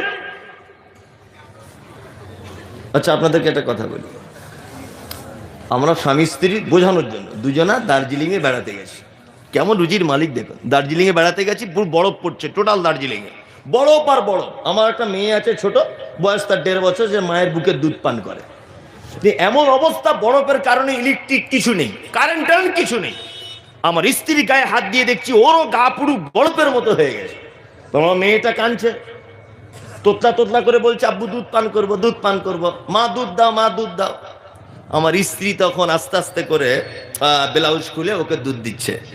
আচ্ছা বলুন তো, আমার স্ত্রীর শরীর যদি ঠান্ডা থাকে, ভিতরের বুকের দুধটা গরম না ঠান্ডা? গরম। আল্লাহ ওর ভিতরে টেম্পারেচার মেশিন বসিয়ে রেখেছেন, সুবহানাল্লাহ। বাচ্চার দুধ গরমের প্রয়োজন, অতিরিক্ত গরম নয়, হালকা গরমের প্রয়োজন। মা যদি বরফের ভিতরেও থাকে, বুকের দুধ শিশুর জন্য উষ্ণ গরম, এর ভিতরে মেশিন বসিয়ে রেখেছেন কে? কে? আল্লাহ সুবহানাহু ওয়া তাআলা। মেশিন বসানো ওর ভিতরে। শুধু নরমাল যদি গরম করে দেওয়া যায়, বাচ্চা দুধ পান করবে না। হালকা মায়ের দুধে চিনি মেশানো আছে, মিষ্টির ব্যবস্থা করেছেন কে? আল্লাহ। বাচ্চার হালকা করে চিনি মিশিয়ে দিয়েছেন, ভিতরে টেম্পারেচার মেশিন বসিয়ে দুধ গরম করছেন, অটোমেটিক গরম করছেন। মায়ের দুধ অটোমেটিক গরম। শুধু যে রুজির মালিক তা নয়, যার যেভাবে রুজি যা প্রয়োজন সেইভাবে যিনি রুজির ব্যবস্থা করেন তিনি কে? কে? আল্লাহ সুবহানাল্লাহ। শিরক, শিরক। আল্লাহর যে ক্ষমতা আছে, এই ক্ষমতা পৃথিবীর অন্য কারো আছে এটা মনে করা কি? শিরক। পৃথিবীতে যত পাপ আছে, যত পাপ, এর ভিতরে সবথেকে ভয়ঙ্কর পাপের নাম কি? শিরক। আল্লাহ সুবহানাহু ওয়া তাআলা বলছেন, ইন্নাহু মান ইউশরিক বিল্লাহ ফাকাদ হারামাল্লাহু আলাইহিল জান্নাহ ওয়া মাওয়াহুন নার ওয়া মা লিয-যালিমিনা মিন আনসার। নিশ্চয়ই যারা শিরক করে, আল্লাহ বলছে তাদের জন্য জান্নাত হারাম, ওয়া মাওয়াহুন নার, তাদের থাকার জায়গা জাহান্নাম। ওমা লিয-যালিমিনা মিন আনসার, নিশ্চয়ই ওই জালিমদের জন্য, অত্যাচারীদের জন্য কিয়ামতের মাঠে কোনো সাহায্যকারী থাকবে না, কোনো সাহায্যকারী থাকবে না। শিরক এত বড় পাপ। আল্লাহ সুবহানাহু ওয়া তাআলা পবিত্র আল কোরআনে একজন মাত্র পাপীদের ব্যাপারে দোয়া করা হারাম ঘোষণা করে দিয়েছেন। হারাম, তাদের জন্য দোয়া করা যাবে না। আল্লাহ কারা? মুশরিক যারা, যারা শিরক আকবার করার পরে যারা মৃত্যুবরণ করে তাদের জন্য দোয়া প্রার্থনা করা কি কি চলবে না। আল্লাহ নবী সাল্লাল্লাহু আলাইহি ওয়াসাল্লামের আপন চাচা, নাম তার আবু তালিব। আবু তালিব মারা যাচ্ছে, আল্লাহ নবী সাল্লাল্লাহু আলাইহি ওয়াসাল্লাম বলছেন কি, ইয়া আম্মি কুল লা ইলাহা ইল্লাল্লাহ। হে আমার আদরের চাচা, আপনি একবার বলুন লা ইলাহা ইল্লাল্লাহ, একবার বলুন, একবার বলুন, আপনি লা ইলাহা ইল্লাল্লাহটা বলুন, তাহলে আমি আপনার জন্য কিছু করতে পারবো, কিছু করতে পারবো, বলুন। তখন চাচা অনেকক্ষণ পরে উত্তর দিচ্ছেন, ভাতিজা, আলা মিল্লাতে আব্দুল মুত্তালিব, আমি তোমার দিন গ্রহণ করতে পারলাম না, আমি আব্দুল মুত্তালিব আমার বাপের দিনের উপরই আমি মৃত্যুবরণ করলাম। মুহাম্মদ সাল্লাল্লাহু আলাইহি ওয়াসাল্লামের চাচা মারা গেলেন। আল্লাহ নবী সাল্লাল্লাহু আলাইহি ওয়াসাল্লাম নিজের জামানে বলছেন, আমার চাচা বলে সাবসিডি এতটুকুই, আমার চাচাকে জাহান্নামে নিক্ষেপ করা হবে, দুটি আগুনের জুতোকে পরিয়ে দেওয়া হবে, তার তাপের কারণে চাচার মাথার মগজ টকবক টকবক করে ফুটবে। চাচা মারা গেলেন। আল্লাহ নবী সাল্লাল্লাহু আলাইহি ওয়াসাল্লাম বলছেন, আমি তো অন্তত পক্ষে চাচার জন্য দোয়া তো করবো, আমাকে তো এখনো মানা করা হয়নি। চাচাকে খুব বেশি ভালোবাসতেন, কোলে পিঠে করে মানুষ করেছেন, চাচার জন্য দোয়া করছেন। সঙ্গে সঙ্গে কোরআনের আয়াত অবতীর্ণ হলো কি, মা কানা লিন-নাবিয়্যি ওয়াল্লাযীনা আমানু আন ইস্তাগফিরু লিল মুশরিকিন ওয়ালাউ কানু উলি কুরবা। আল্লাহ বলছেন নবীদের জন্য উচিত নয়, ইমামদারদের জন্য উচিত নয়, আন ইস্তাগফিরু লিল মুশরিকিন, যারা মুশরিক অবস্থায় মারা গেছে তাদের জন্য ক্ষমা প্রার্থনা করা, ওয়ালাউ কানু উলি কুরবা, যদি সেই মুশরিক তোমার নিকট আত্মীয় হয় তবুও তার জন্য ক্ষমা প্রার্থনা করা যাবে না। কালকে মাজারে সেজদা দিয়ে আজকে মারা গেল, ক্ষমা চাওয়ার সুযোগ হলো না, ওর জন্য আর কোশ্চিন কালেও ক্ষমা চাওয়া যাবে কি না। শিরক পৃথিবীর ভয়ঙ্কর পাপ। অতকিমুস সালাতিল মাকতুবা। মুহাম্মদ সাল্লাল্লাহু আলাইহি ওয়াসাল্লাম ছেলেটাকে বলছেন, এই তুমি জান্নাত যেতে চাও, কখনো ফরজ সালাত ছেড়ে দিও না। ফরজ সালাত আদায় করেন, ফরজ নামাজ পড়েন, 17 রাকাত ফরজ নামাজ সারাদিনে পড়েন। ওই কারা কারা পড়েন হাত তুলুন তো, 5 ওয়াক্ত নামাজি কারা কারা? আপনারা তুলুন, তাহলে বেনামাজি ধরা পড়বে, তুলুন। তার মানে এখানে বেনামাজি নেই, তার মানে বেনামাজি এখানে নেই, তাই না? আমাদের বর্তমান সমাজে কয়েক কোয়ালিটির নামাজি, এটা হাদিস কোরআন না, আমি ভেবে চিন্তে বলেছি। 1, 2 ঈদে যায়, আবার 2 ঈদে শুধু যায় না, গিয়ে ঝামেলাও বাঁধায়, বুঝলেন না? আর 2 নাম্বার 4টে জুম্মাতে যায়, 4 জুম্মাতে যায়। আবার 4 জুম্মার দিনে যখন যায়, এমন পাঞ্জাবি পায়জামা মনে হচ্ছে মসজিদে আব্দুল কাদের জেলানি ঢুকছে, এত বড় আল্লাহর ওলি আসছে। আর ঠিক ইমাম সাহেবের পিছনে বসবে, মানে বড় মুসাল্লিও, বুঝলেন? জুম্মায় জুম্মায় নামাজি আছে। আর একটা নামাজি আছে, জোহরে যায়, মগরিবে কাজ থাকে, এর সাথে দোকান বন্ধ করে, ফজরে ঘুম ভাঙে না, মানে 3 বার যায়, 2 বার যায় না, 2 বার যায়, 3 বার যায় না। এও এক কোয়ালিটির নামাজি, তাই না? আর এক কোয়ালিটির নামাজি আছে, এটা বললে তো আপনারা রাগ করবেন। কি? আর এক কোয়ালিটির নামাজি আছে, ও এমনিতেই পড়ে 30 বছরও কিছু বুঝে না, এমনিতেই। চাচা, ও চাচা, সূরা ফাতিহাটা জানো? বলছে বাপ জানি না। আচ্ছা আচ্ছা আচ্ছা, আল্লাহুম্মা বায়িদ বাইনিটা, বলছে ওটাতে জিভ ঘোরে না বাপ, কি করে বলবো? আচ্ছা আচ্ছা আচ্ছা আচ্ছা আচ্ছা, তাশাহুদে বসে আত্তাহিয়াতে এটা মনে মুখস্থ আছে? বলছে বাপ কেন লজ্জা দিচ্ছ, মুখস্থ নাই বলছি তো, 30 বছর নামাজ পড়ছি বাপ। আবার কিছু লোক আছে, তাদের ভুল সংশোধন করে দিল বিপদ। সেজদাতে পা গুলো জমা করে রাখে না ফাঁক করে রাখে? যখন সেজদায় যাবেন ফাঁক করে না জমা করে? জমা করে। একটা বুড়ো লোক এরকম ফাঁক করে আছে পাটা, তো তাকে যদি বলছি চাচা পাগুলো জমা করে না, বলছে তোর কবরে তুই যাবি, আমার কবরে আমি যাব। কি উত্তর? বলছে তোর কবরে তুই যাবি, আমার কবরে আমি যাব। আরে আমি আবু তাহের সালাফির সামনে নামাজ পড়ি, কিছু বলে না, তুই কোথাকার মমতাজুল রে? সাংঘাতিক ব্যাপার। কি বলছি বুঝতে পারছেন? মানে নামাজ পড়ে কিছু জানে না, কোনো দোয়া জানে না। ও নিজে স্বীকার করলো, তো নিজে স্বীকার করলো কোনো দোয়া জানে না। আর ওর আর একটা কথা বলি, আল্লাহু আকবার, রুকুতে গেছে আল্লাহু আকবার। চাচা তুমি যে দোয়া জানো না, তা ঠোঁট লড়াচ্ছ কেন? কি বলো তুমি? তার মানে ও এটা জানে হাত তোলাটা যেমন একটা পদ্ধতি, রুকুতে যাওয়া পদ্ধতি, এইটা মনে হয় একটা পদ্ধতি। ও দুয়া টুয়া জানে না। কি বলছি বুঝতে পারছেন? এই চালাকি করে আর কদিন চলবে গোলাম হোসেন? কদিন চলবে? আল্লাহু আকবার। আশ্চর্য হয়ে যায়, আমি বাস্তব কথা বলছি। একটা একটা জলসাতে যদি আপনি তদন্ত করেন, একটা জিলাপির দোকানে মিনিমাম 5 কুইন্টাল জিলাপি বিক্রি হয়। জলসাতে মেলা বসা হারাম না হালাল আমি ফতোয়া দিচ্ছি না, আর ফতোয়া দেওয়ার যোগ্যতা আমার নেই। আপনি বাদামের দোকানে জিজ্ঞাসা করুন, তার 4 কুইন্টাল বাদাম বিক্রি হয়। অন্যান্য দোকানদারের প্রশ্ন করুন, জিজ্ঞেস করুন, মিনিমাম 20-50 হাজার টাকা বিক্রি হয়। কিন্তু বড় দুঃখ লাগে যে এইখানে কোনো বইয়ের দোকান যদি দোকানদার বই বিক্রি করে, আপনি জিজ্ঞাসা করুন 5টা নামাজ শিক্ষার বই বিক্রি হয়নি। জানেন আপনি? এ জাতি কোশ্চিন কালো পরিত্রাণ পাবে না। যে জাতি জলসা এসে 5 কেজি জিলাপি কিনে নিয়ে বাড়ি যায়, অথচ 10 টাকা দিয়ে একটা ভালো দুয়ার বই কিনতে পারে না নামাজের দোয়াগুলো মুখস্থ করার জন্য, এ জাতি কখনো সঠিক রাস্তা পেতে পারে না, কখনোই পেতে পারে না। দোয়াগুলো একটু মুখস্থ করুন। আর কতদিন চালাকি করে চলবে? আল্লাহ। মানে বক্তাদেরকে মানুষ অনেক প্রশ্ন করে, অনেক প্রশ্ন।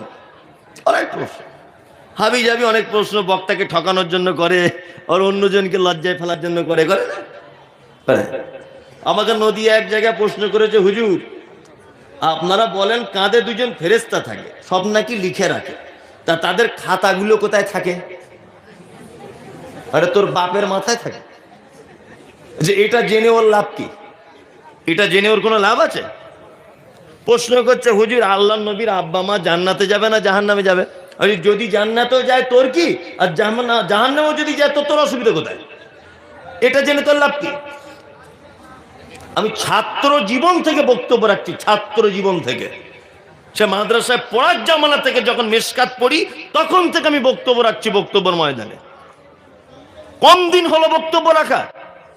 তা কোন জায়গায় জলসাতে এসে 1 ঘন্টা আগে ঢুকেছি, একটা লোক জিজ্ঞাসা করে না, হুজুর আমি 2 রাকাত নামাজ পড়ছি, আল্লাহ নবীর পদ্ধতিতে হচ্ছে কি দেখুন তো? কেউ বলে না। আল্লাহুম্মা বায়েদ বাইনিটা বলছি, হুজুর একটু জিজ্ঞেস করুন তো এটা হচ্ছে কিনা। আল্লাহ, কেউ জিজ্ঞেস করে না। আমি আত্তাহিয়াতটা বলছি, তাশাহুদে বসে দোয়াটা, আমার একটু হচ্ছে কি দেখুন, কেউ জিজ্ঞেস করে না। ও ফতোয়া জিজ্ঞেস করছে, বলছে হুজুর সর্বনাশ হয়ে গেল, আজকে জুম্মার দিন। কি সর্বনাশ? তো বলছে কাঁচা পেঁয়াজ খেয়ে ফেলেছি, আজকে জুম্মার দিন মসজিদে আসা যাবে? ফতোয়া জিজ্ঞেস করছে। তো ইমাম সাহেব বলছে না, কাঁচা পেঁয়াজ খেয়ে আর কাঁচা রসুন খেয়ে তো মসজিদে আসা যাবে না। তা বলছে তাহলে আজকে জুম্মাতে আসবো না হুজুর, আমার বউ সকালবেলা ভাত খাওয়ার সময় কাঁচা পেঁয়াজ আর রসুন খাইয়ে দিয়েছে, অথচ হারাম করে কোটি কোটি টাকা সুদ খায়। ও সুদের হাদিস জিজ্ঞেস করে না, কাঁচা পেঁয়াজের হাদিস জিজ্ঞেস করতে আসছে। কমন চালাক।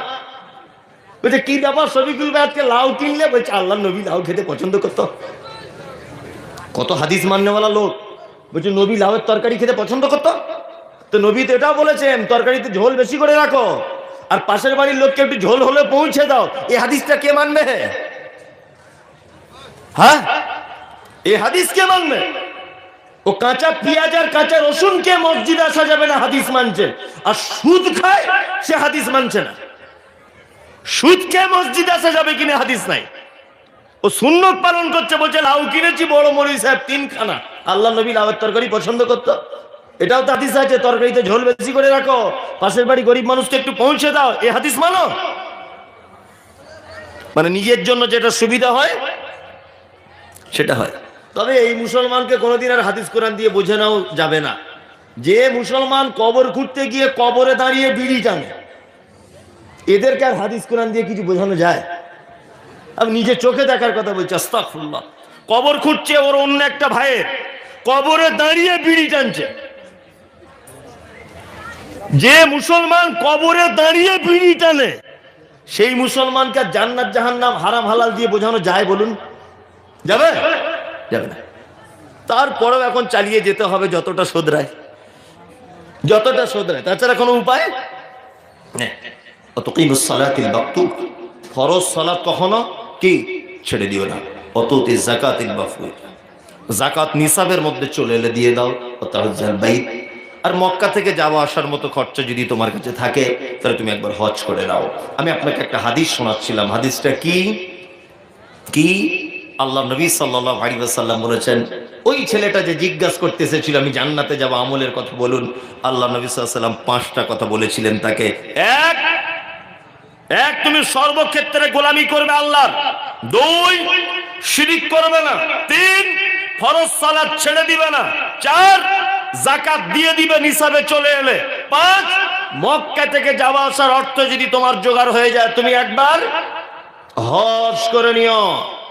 আমি আজকে সেই যখন থেকে উঠেছি তখন থেকে শুধু ভালো কাজই বলে যাচ্ছি, ভালো কাজই বলে যাচ্ছি, তাই না? জি। আর একটা হাদিস বলবো, অথচ কমিটির আলোচনা করছে বারবার, আমি শুনতে পাচ্ছি খাতাটা দিয়ে দাও, নাম ধরে ধরে বলুক। এবার আপনাদেরকে আমি আর একটা ভালো কাজের কথা বলে বক্তব্য শেষ করে দেব। আচ্ছা বলুন, আপনি যে বাড়িটায় বর্তমানে বসবাস করছেন, যে বাড়িটা, এই বাড়ির জায়গাটা কার ছিল আগে? আপনারা আমার ভাষা বুঝতে পারছেন না? বলছে আপনি এখন যে জায়গাটায় বাড়ি করে আছেন এই জায়গাটা আপনার আগে কার নামে ছিল? বাপের ছিল। সেটা বলুন, বাপের ছিল। আর বাপের আগে দাদর। এটা মজার কথা বলি, এটা মসজিদের জলসা তো স্যার। হ্যাঁ, এবার একটা মজার কথা বলে দিই। আপনি এখন ঘর করে আছেন, আপনার আব্বা বেঁচে নেই, দাদু বেঁচে নেই। এখন আপনার দাদু হঠাৎ কবর থেকে উঠে এসছে, ধরে নেন এসছে, এসে বলছে এই আব্দুল্লাহ ঘরের দরজা খোল, বউ ছেলে নিয়ে আলমারি খাট যা আছে সব বার হয়, এই জমি আমার ছিল। আচ্ছা অরিজিনাল দাদু ছিল কি ছিল না? হ্যাঁ, তো অরিজিনালি তো দাদু এসে বলছে ঘর থেকে বার হ। আচ্ছা বলুন তো দিকে, এই কথা যদি ওই লোক কবর থেকে এসে বলে, ওর পাশার চামড়া থাকবে? যে তোর জায়গা তুই দলিল বের কর, তোর দলিল করে দেখা, এটা বলবে কি বলবে না? বলবে। তার মানে দাদুর নাম কেটে গেছে, দলিলে নাই, প্রমাণ হবে না। আপনার আব্বা এসেছে 4 বছর পরে কবর থেকে উঠে এসে বলছে, এই আব্দুল্লাহ তুই আমার নামে জলসায় দান করিসনি কেন? আমার নামে জলসায় দান করতে বলেছিলাম, করিসনি কেন? চল ঘর থেকে নাম, এ ঘর আমার ছিল। আচ্ছা আপনার বাপ এসে প্রমাণ করতে পারবে যে এই জমিটা আমার ছিল? প্রমাণ হবে? জমির দলিল কেটে আপনার নামে হয়ে গেছে, তাই না? তার মানে ও প্রমাণ করতে পারবে? ওরও পাছার চামড়া উঠে যাবে, ও প্রমাণ করতে পারবে না। এবার আপনাদের যে মসজিদটা হচ্ছে, এই মসজিদের জায়গাটা কেনা না কেউ দান করেছিল বলুন? কারো জানা আছে? যে মসজিদের জলসা হচ্ছে এই মসজিদের জায়গাটা দান করা না কেনা? দান করা। যে দান করেছিল ধরে নেন তার নাম আব্দুল্লাহ, ধরে নেন। এই আব্দুল্লাহ 1000 বছর পরে এসছে এই গ্রামে, 1000 বছর পর। আচ্ছা এসে যদি আব্দুল্লাহ ইচ্ছা করে যে এই জায়গাটা আমার দান করা, এটা প্রমাণ করব, বলুন প্রমাণ করা যাবে কি যাবে না? কথা বলুন, যাবে। 1000 বছর পরেও যদি আব্দুল্লাহ আসে তবুও প্রমাণ করতে পারবে দলিলের নাম আব্দুল্লাহরই আছে। মসজিদের লেগে করেছে দান, মসজিদের জায়গা তার বিক্রি হচ্ছে না, হচ্ছে না, ওই দলিলই থেকে যাবে, দান করেছে কে? আব্দুল্লাহ। পৃথিবীতে এক জায়গায় দান করলে কিয়ামত পর্যন্ত প্রমাণ করা যায়, তার নাম কোথায়? মসজিদ। কিয়ামত পর্যন্ত প্রমাণ করা যাবে যে এই জায়গা আমার দান করা আছে। কি বললাম বুঝলেন? যারা এখানে বসে আছেন দান অনেক জায়গায় করেন। এবার আপনাদেরকে আমি একটা গুরুত্বপূর্ণ কোরআনের আয়াত বলে আমি বোঝানোর আরো চেষ্টা করছি। আচ্ছা আপনাদের এখানে যারা 3-4 ভাই, আব্বা মাকে খেতে দেন কেমন করে? কি সিস্টেমে খায় আব্বা মারা? পালি। মনে হচ্ছে ওর এমন করে খাওয়ায়, মনে হচ্ছে ওর বাপ ইমাম সাহেব আর মা মুয়াজ্জিন। মসজিদের, তাই না? এতক্ষণ বক্তব্য যা কিছু শুনেছেন সব ভুলে যান, যদি যান আমার আপত্তি নেই। এই যে 10 মিনিট কথা বলবো, এই যে 10 মিনিট, এই কথাটা মরার আগের দিন পর্যন্ত মনে রাখবো ইনশাল্লাহ। ইনশাল্লাহ, ইনশাল্লাহ। দান যত জায়গায় করেন, খরচা যত জায়গায় করেন, কার জন্যে খরচা করা উত্তম এইটা আগে জানুন কোরআন দিয়ে। অনেক টাকা আপনার, দান করেন, আপনি কোন জায়গায় করছেন, কার জন্য করছেন, ভুল জায়গায় না সঠিক জায়গা, এইটা বোঝানোর জন্য অনেক খুন আমাকে ঘুরে ঘুরে ঘুরে ঘুরে আপনাকে বুঝিয়ে তবে বলতে হবে। আপনারা 4 ভাই, স্টেজের বাইরে যারা আছেন কোনো নড়াচড়া করবেন না, চুপচাপ। আপনারা 4 ভাই দিল্লিতে কাজ করেন, ঈদের 1 সপ্তাহ আগে বাড়ি আসবেন। ঈদের না আপনার স্ত্রীকে ফোন করছেন, হ্যালো নাসিমা, আমি তো মঙ্গলবারে গাড়িতে উঠবো, তা তোমার জন্য কিছু নিয়ে যাব? তা বলছে আমার জন্য একটা লাল শাড়ি, লাল ব্লাউজ, ছেলের জন্য জিন্স প্যান্ট, মেয়ের জন্য একটা চুড়িদার, আর আমার বোনের জন্য 2টো চুড়িদারের কাপড় আনবে, সালোয়ারের কাপড়, মানে ওর শাড়ির জন্য। লোকটা কেনাকাটা করছে দিল্লির কোন একটা বড় দোকানে। ওর স্ত্রী আবার ফোন করেছে, হ্যালো তোমার এখনো কেনাকাটা হয়নি, ট্রেন মিস হয়ে যাবে তো। লোকটা তখন দিল্লি থেকে বলছে, তোমাদের সবার কেনাকাটা রেডি, ঈদের দিনে আব্বা লুঙ্গি পরবে, নতুন একটা লুঙ্গি কিনছি, আব্বার জন্য পাঞ্জাবি, আর মায়ের জন্য একটা কাপড় কিনছি, একটা ব্লাউজ। ওর স্ত্রী তখন এখান থেকে বলছে, জামালপুর থেকে, কেন কেন প্রত্যেক বছর তুমি কেন আব্বা আমাকে জামা কাপড় দিতে যাবে? তোমার আর 3টে ছেলে চোখে দেখতে পায় না, বাড়ি চলে আসো। বইয়ের কথা শুনে বাড়ি চলে এসেছে। 4 ভাই একই অবস্থা, 4 জনে বাড়ি এসেছে।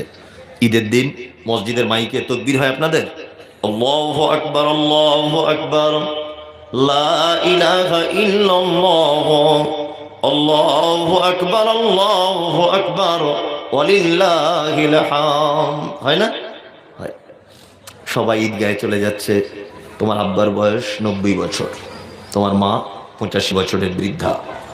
তোমরা 4 ভাই 2তলা বাড়ি করেছো।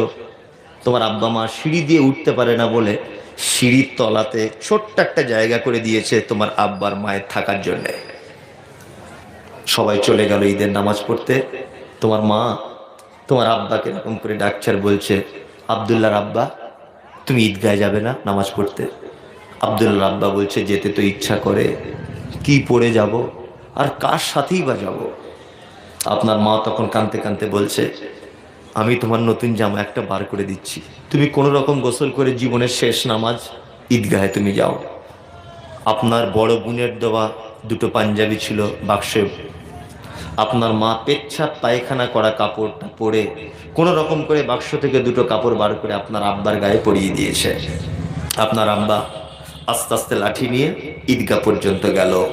নামাজ শেষ, সবাই বাড়ি চলে এসেছে, তোমার আব্বাও বাড়ি চলে এসেছে। তোমার আব্বা দুপুর 12টা পর্যন্ত তোমাদের মেন গেটের সামনে বসে আছে। মেন গেটের সামনে তোমাদের বাড়িতে ঈদের দিনে কত পোলাও, মিষ্টি, মিহিদানা, কত কিছু খাওয়া দাওয়া। তোমার আব্বা দুপুর 2টো পর্যন্ত কিছু খেতে পেল না। 4টে বৌমাকেও খোঁজ নিল না। তোমার মা পেচ্ছাপ পায়খানা করা কাপড় পরে ওই মশারির ভিতরে সিঁড়ির তলাতে পড়ে আসছে। কেন কেন এই অবস্থা কেন? তাদের আজকের দিনে তো ইচ্ছা ছিল, তোমাদের 4 ভাইয়ের তো এটা উচিত ছিল, 2 ভাই বগলের তলা দিয়ে তার আব্বাকে ধরবে, আর 1 ভাই আব্বার লাঠি নেবে, আর 1 ভাই আব্বার লুঙ্গি ধরে থাকবে। 4 ভাই মিলে আস্তে আস্তে করে তাদেরকে ঈদগাহে গিয়ে নামাজ পড়াবে। ইচ্ছা ছিল তোমার মায়ের আজ ঈদের নামাজে অংশগ্রহণ করার। 4 বৌমা মিলে তোমার মায়ের পেচ্ছাপ পায়খানা করা কাপড়গুলো পরিষ্কার করে দিয়ে নতুন চেয়ারে তোমার মাকে বসিয়াতে পারত, নতুন শাড়ি পরে। এটাই তো দরকার ছিল, ছিল না ঈদের দিন? কিন্তু তোমার আব্বা মা বঞ্চিত কেন? হ্যাঁ, তোমার মায়ের থেকে যে বদমায়েশ মেয়ে এলাকাতে আর কেউ নাই ঝাড়খণ্ডে। আর তোমার আব্বা তো আরো বদমায়েশ লোক। তাদের বদমায়েশির কারণে আজকেই হয়েছে।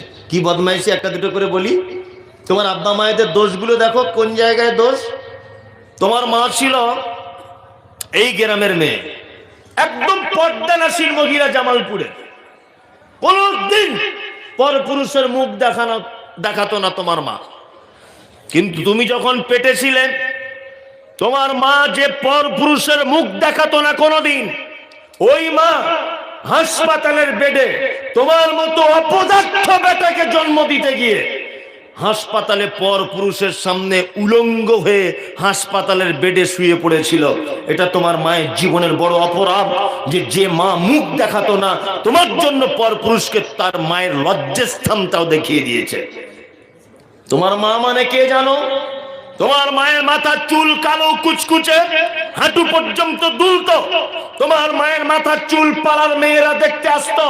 কিন্তু তোমার মা তোমার মতো অপদার্থ বেটাকে জন্ম দিতে গিয়ে হাসপাতালের বেডে লাল রক্তে তোমার মায়ের কালো কুচকুচে চুল জমাট বেঁধে গিয়েছিল। এটা তোমার মায়ের জীবনের দ্বিতীয় বড় অপরাধ। তোমার মায়ের তৃতীয় বড় অপরাধ, তোমার মা ছিল তোমার নানার একটা বেটি, এত আদরের বেটি, জীবনে কোনোদিন ইনজেকশন নিতে পারতো না, ডাক্তারের কাছে ইনজেকশনের সুচ ঢোকাতে পারতো না। কিন্তু তুমি যখন পেটে ছিলে, ডাক্তার বলেছে পেটের বাচ্চা সোজা হয়ে থাকার কথা, টেঁড়া করে লেগে গেছে, বাচ্চা মারা যেতে পারে। তোমার মা সেদিন ডাক্তারের পায়ে দুটো জড়িয়ে ধরে বলেছিল, ডাক্তার বাবু, আপনি আমার প্রাণের বিনিময় হলো আমার ছেলেকে বাঁচান, আপনি আমার পেট কেটে দেন। তোমার মায়ের হাঁসের ডিমের মতো চকচকে সাদা ফর্সা তোমার মায়ের পেট ডাক্তার বাবু সেদিন ধারালো কাঁচি দিয়ে ক্যাচ করে কেটে দিয়েছিল। সেই যে মোটা সূচ আর সুতো দিয়ে সেলাই করার বেদনা আজও তোমার মা 95 বছর বয়সে ওই সিঁড়ির তলার ঘরে অনুভব করে। তোমার মা কে জানো? তোমার মাকে চিকিৎসা বিজ্ঞানীরা বলেছেন প্রত্যেক দিন একটা বাচ্চা তার মায়ের 8 বার দুধ পান করে, একবারে 250 গ্রাম করে দুধ পান করায়। কোরআনের ভাষাতে প্রায় 30 মাসের কাছাকাছি দুধ পান করতে হয়। 30 মাসের কাছাকাছি দুধ পান করায়। 50 টাকা যদি লিটার হয় দুধের, তোমার মায়ের দাম যদি 50 টাকা লিটার যদি দুধ হয়, তবুও তোমার মায়ের তুমি প্রায় লক্ষ লক্ষ টাকা দুধ পান করেছো। এটা তোমার মা। তোমার মা কে জানো? তোমার মা তোমাকে নিয়ে বাসে করে যাচ্ছে তোমার মামার বাড়িতে মালদা, পাশের জেলাতে। তোমার মা বাসে উঠেছে, বাসের কন্ট্রাক্টর দেখছে কোলে একটা বাচ্চা, তোমার মা সিট পাচ্ছে না, কন্ট্রাক্টর এদিক ওদিক করে একটা সিট দিয়েছে। তোমার বয়স তখন 1.5 বছর, তুমি তখন তোতলা তোতলা করে কথা বলতে শিখেছ। বাসে উঠেছে আর তুমি তোমার মাকে বলছো, মা একটু দুধ দে না, মা একটু দুধ দে না, একটু দুধ দে মা, দুধ দে। মা, আপনার মায়ের বয়স তখন 23 থেকে 24, চরমা সুন্দরী আপনার মা। বাসের যুবক ছেলেরা আপনার মায়ের দিকে ভ্যাল ভাল করে দেখছে। আপনার মা পাড়া গ্রামের জামালপুরের মেয়ে, কি করে বাসের ভিতরে দুধ দিবে? আপনি যখন বারবার ব্যস্ত করছিলেন, আপনার মা তখন চারিদিকে এরকম করে ফিরে বুকের বোটার দুধগুলো খুলে দিয়ে তোমার মুখে লাগিয়ে দিয়েছে। একদিকে তোমাকে সামলাচ্ছে, একদিকে কাপড় টানছে, একদিকে পর্দার খেলা করছে, ওটা ভাবছে। এর নাম হচ্ছে তোমার মা। তোমার মা যদি সেদিন একবার যদি বলে দিত যে বাসের ভিতরে অজস্র মানুষ আছে, আমি তোমাকে দুধ দিতে পারবো না, এই মমতাজুল ইসলাম বলছি, মালদা পৌঁছানোর আগে তুমি কণ্ঠনালী আটকিয়ে মারা যেতে। এর নাম তোমার মা। তোমার মা নিজের বুকের স্থান পর্যন্ত দেখাতে লজ্জা পেল না, নিজের লজ্জাস্থান পর্যন্ত ডাক্তারকে দেখাতে লজ্জা করলো না। এটা হচ্ছে তোমার মা। তোমার আব্বা লোকটাকে চেনো? তোমার আব্বা বলে লোকটাকে চেনো? তুমি স্কুলে সাইকেল কিনবে, তোমার আব্বা কলকাতায় দুর্গাপুরে কাজে গিয়েছিল, রাজমিস্ত্রির লেবার। তোমার মাকে তুমি বারবার বলছো, মা আমাকে একটা সাইকেল কিনে দাও। তোমার মা ফোন করেছে তোমার আব্বাকে, ফোন করে বলছে যে ছেলে একটা সাইকেল চাইছে। তখন আপনার মা ফোন করার পরে আপনার আব্বা 30 টাকা করে লেবারের টাইমে খাবার টিফিন পেত, 30 টাকা।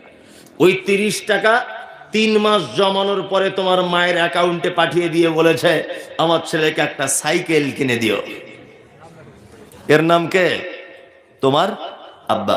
তুমি ভালো স্কুলে পড়বে বলে 60 বছর বয়সে কাঁপতে কাঁপতে রাজমিস্ত্রি মশলা নিয়ে 2 তলার উপরে সিঁড়ি দিয়ে উঠছে, কে? তোমার আব্বা। কোরআন কি বলছে?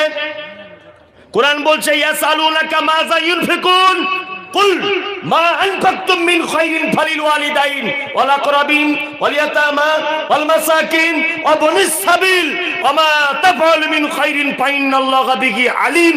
মুহাম্মদ সাল্লাল্লাহু আলাইহি ওয়াসাল্লামকে জিজ্ঞাসা করা হচ্ছে, আপনি বলুন পৃথিবীতে মানুষ যত খরচা করে উত্তম খরচা করার জায়গা কোনটা? উত্তম খরচা কি? আল্লাহ নবী সাল্লাল্লাহু আলাইহি ওয়াসাল্লামকে আবার কোরআন দিয়ে জানিয়ে দেওয়া হচ্ছে, কুল, নবী আপনি প্রশ্নকারীদের বলুন, মা আনফাকতুম মিন খাইরিন ফালিল ওয়ালিদাইন, সবথেকে উত্তম খরচা করার জায়গা সন্তান তার পিতামাতার জন্য যেটা খরচা করে। সন্তান তার পিতামাতার জন্য বলছে, মৌলভী সাহেব একটু দোয়া করবেন। কেন চাচা? বলছি এবার আবার নিয়ত করেছি হজে যাব। তো হজে তুমি প্রতি মাসে যাও, সমস্যা কিছু নেই। চাচা তাছে আপনার মা কোথায়? বলছে আমার মাকে তো আমি দেখি না, আমার বড় ভাই দেখে। তুমি হজ করো, একবার শুধু মরে দেখো তোমার পাছার চামড়া কেমন গরম করে, শুধু মরে দেখো একবার। ওর মাকে খেতে দেয় না, আর ও বলছে এবছর আবার নিয়ত করেছি, বলি সাহেব দোয়া করবেন। তুমি যে প্লেনে যাচ্ছ প্লেন ভেঙে যাবে, শুধু অন্য হাজি সাহেবরা ছিল বলে ভাঙেনি, তুমি একা উঠলে ভেঙে যেত। কি বললাম বুঝলেন? এই শীতকালে আপনার মা বেঁচে আছে, বাড়ি যাওয়ার সময় দুটো মোজা কিনে নিয়ে যাবেন, আপনার মায়ের পায়ে দেবেন যে মা তুমি ফজরের সময় ওঠো, উজু করলে ঠান্ডা লাগে, তুমি মোজা দুটো পরবে। কোটি কোটি কোটি কোটি নাকি, একই শেষ নেই, একই শেষ নেই। আল্লাহু আকবার। এখানে কোনো দিনই ভাই বসে আছেন যে আমার মায়ের জন্য আমি এই মসজিদে আমার পক্ষ থেকে এই টাকাটা বরাদ্দ করলাম, আমার আব্বা মা বেঁচে নেই, বেঁচে যদি থাকে তো আলহামদুলিল্লাহ। কারণ সে যদি আজকে শোনে যে আমার ছেলে আমার জন্য দান করেছে, আনন্দে আজকে রাতে ঘুমাবে না, আনন্দে। যে আমি বেঁচে থাকা অবস্থায় যদি আমার বেটা আমার জন্য দান করে, তাহলে আমি মারা গেলেও নিশ্চয় করবে। দান করার দুটো পদ্ধতি আছে, এটা হাদিস কোরআন পদ্ধতি না, আমি ব্যক্তিগত পদ্ধতি বলছি। এই পদ্ধতিতে করবেন, কাজ হবে। এক, বাড়িতে ভিখারি এলে আপনার ছেলে মেয়েকে দিয়ে ভিক্ষা দেবেন। আপনার বাচ্চা আছে না, বাচ্চার হাতে ভিক্ষাটা দেবেন, ও গিয়ে দিবে। মানে ওর একটা অভ্যাস হবে বা ওর একটা জ্ঞান হবে যে আমার মা কোন ভিখারিকে ফেরত দিত না, শিক্ষা পাবে। আর আপনারা যারা বসে আছেন গার্জেন, আপনার বাচ্চার বয়স এখন 10 বছর 15 বছর, আপনি দান করুন ওই 15 বছরের ছেলের জন্য। আপনার ছেলে যেন শিক্ষা পায় যে না, আমার আব্বা বুড়ো বয়সেও আমাদের উপকারের জন্য, আমাদের কল্যাণের জন্য, আমাদের জন্য দান করত। সেই বাপ মারা গেছে, আজকে তার জন্য আমরা দান করব। আছেন কেউ যে আমার আব্বা এবং মায়ের জন্য আমার পক্ষ থেকে এই টাকাটা বরাদ্দ করলাম? কেউ আছেন? আমি অ্যামাউন্ট বলবো না। কেউ আছেন যে আমি 5,000 10,000 টাকা আমার আব্বার মায়ের জন্য আজকে রাতে আমি বরাদ্দ করে দিলাম মসজিদের জন্য? ও, একজন আব্বা মায়ের জন্য দিলেন কত? 5,000। বাপ মায়ের জন্য, দেখছেন ওর আব্বা মায়ের কথা মনে পড়েছে এত বয়সকালেও। আপনি এই ঋণ কোনোদিন শোধ করতে পারবেন না, কোনোদিন পারবেন না। চলে এসছে, আচ্ছা আচ্ছা, জি আসুন আসুন, কেউ দিবেন তো দিয়ে দেন। 5-7 মিনিট আপনারা দিয়ে